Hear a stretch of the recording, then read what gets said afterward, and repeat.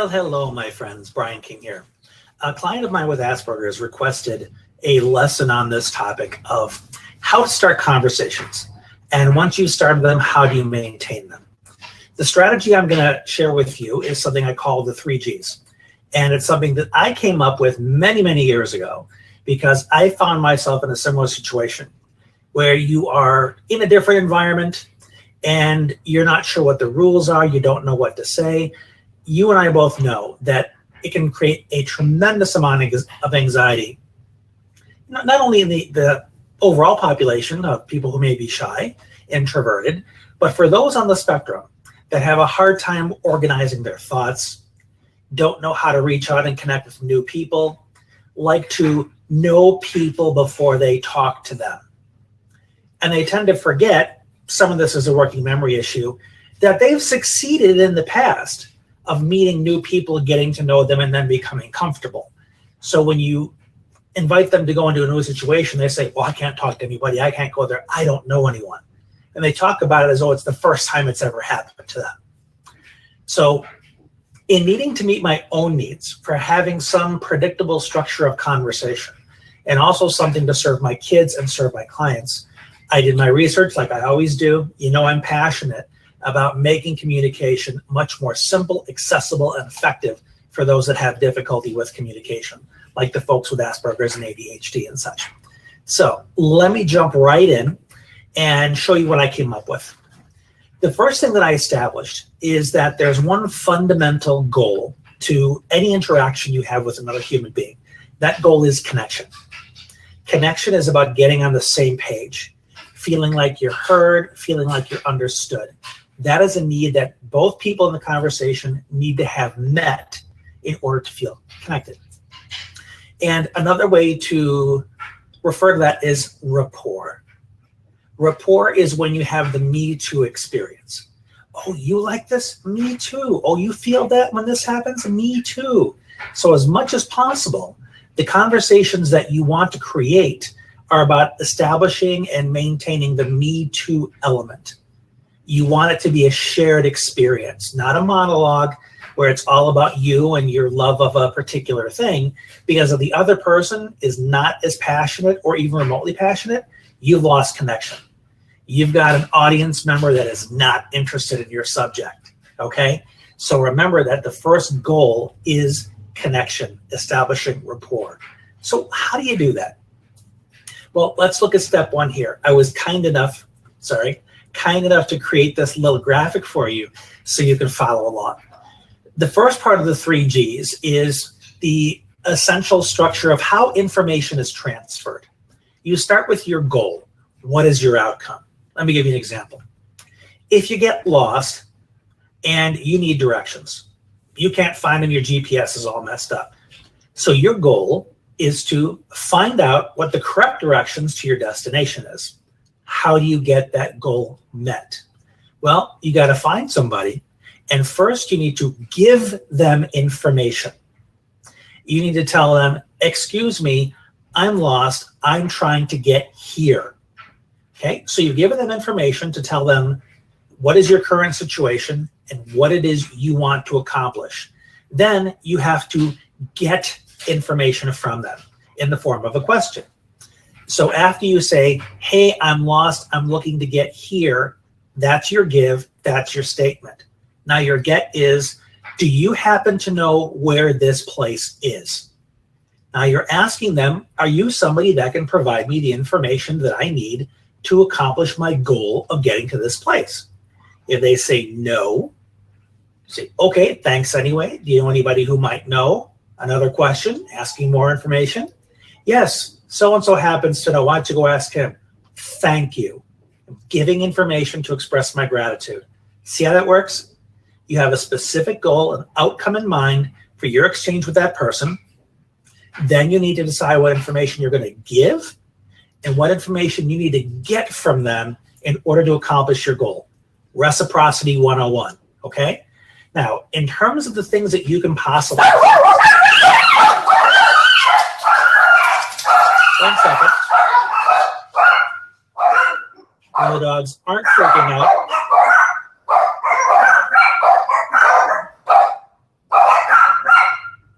Just give us a moment. I'm sure I'll be editing this out later.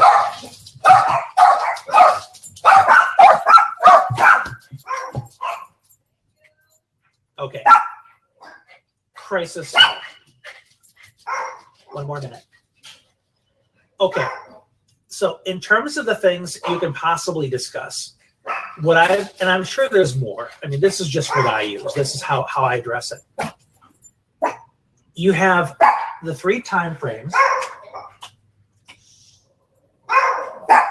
Oh, somebody campaigning and leaving something on our front door. Yes, the puppies are right to get upset. Puppies, calm down. All right, back to the lesson. Joe. He's very concerned.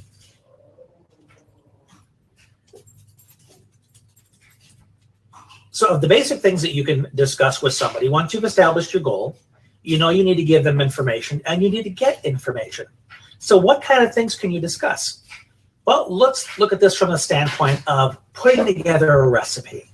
There are all kinds of different ingredients that we can throw into our give and our get to accomplish our goal. So what kind of things can we talk about? Well, if you look at number 2 here on the diagram, you have 3 time frames. We can talk about the past, the present, or the future. And then, if you look at 3, you have 3 experiences that you can discuss: thoughts, emotions, or actions. So let's go back to the example of you need directions someplace. Your goal is to find out what the proper directions are. So you're going to talk about the present in this case. I'm lost right now, and I need to get to this place. Okay? Actually, it just occurred to me. There's something I missed in these directions here. The 3 subjects: person, place, and thing. So I'm going to redo this image here, and I'm going to post it underneath the video. Okay? So you can talk about the 3 time frames, 3 experiences, and the 3 subjects: person, place, and thing. So you're talking about the person. I am presently lost, and you're going to talk about a thing, your destination. I want to get here now. So you see, you can ask yourself, when I talk to this person, am I going to talk to them about something in the past, present, future? Am I going to ask about thoughts, emotions, or actions? And in terms of subjects: person, place, and thing. So let's say you want to talk to somebody and you say, even like, let's say a school situation. You say, hey, do you, person, have anything fun, emotion, planned for this upcoming weekend, future? You see how it all comes together? So if you're not sure how to have a conversation, you can look through these different subject matters and ask, what ingredients are going to fit this conversation? What time frame am I discussing? What experience do I want to know about? And what subject am I addressing? Am I talking about me? Am I talking about you? About somebody else? Is it something that's past, present, future? What is my goal? What do I need to give? What do I need to get? Now, this is something, of course, that requires a lot of practice because it has to become second nature. You can also use this as a cheat sheet because I did it for a while. That's one of the reasons I put it up here, made it so accessible to you, so that when you're going to a new place or you want to check in with somebody via email, email is a wonderful way to use this, and texting, because you can refer to it and choose your words very specifically before sending it off. And I recommend that if you're kind of shy and you have a hard time creating this recipe, then by all means, practice digitally first. Facebook, email, texting. So you get to refine your ability with it. And if you want to use audio or video, Facebook now has this capability in Facebook Messenger where you can send an audio file.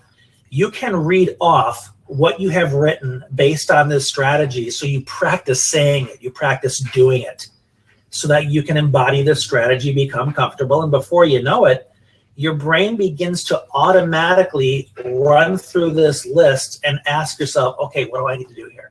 What do I need to give them What do I need to get in order to accomplish my goal? There's present, past, present, future, person, place, thing, thought, emotion, action. So this is my strategy for how to begin and how to continue a conversation. Now, of course, I provide a lot of coaching on this because there are things that can stand in the way, limiting beliefs, past failures that have you really nervous, you can't think straight. So in many cases, there's coaching to get past that and build your confidence again, and also role play this and such so you become comfortable doing it.